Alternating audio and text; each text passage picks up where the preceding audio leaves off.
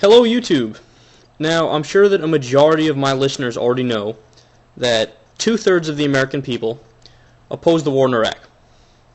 Now, I went ahead and I compiled a list of what I think are the top 3 reasons why a majority of the American people oppose the war in Iraq.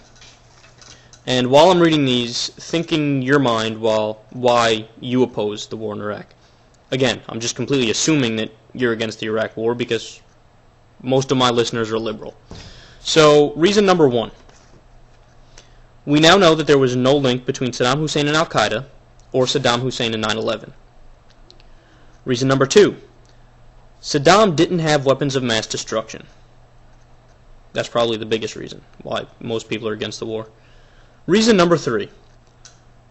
We now know that the Iraq war was a preemptive war waged on the wrong country. I took this a step further also and compiled a list of 7 things that I think most people don't know, and if they knew these things, way more people would be against the war in Iraq. Reason number 1. The war in Iraq has cost every individual in the United States $16,500. Reason number 2. We're borrowing $2 billion a day from Asia to continue to fund the war. Reason number 3. We've worked up a $9 trillion deficit from a $2 trillion surplus. Reason number 4. Al-Qaeda only makes up 2 to 5% of the population of Iraq.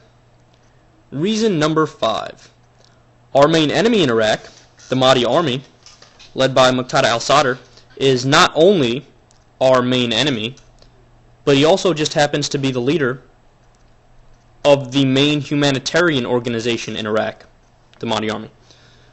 So these people who are fighting provide food, clothing, shelter, water, and electricity to displaced Iraqi civilians. Reason number 6. There is a vast agreement among the intelligence community that the threat of terrorism has increased greatly due to our invasion of Iraq. According to Peter Bergen and Paul Cruikshank, the threat of terrorism has increased 7-fold. Reason number 7. The war is literally an illegal war, according to both U.S. law and international law, because it violates the UN Charter, the Geneva Conventions, and the Nuremburg laws.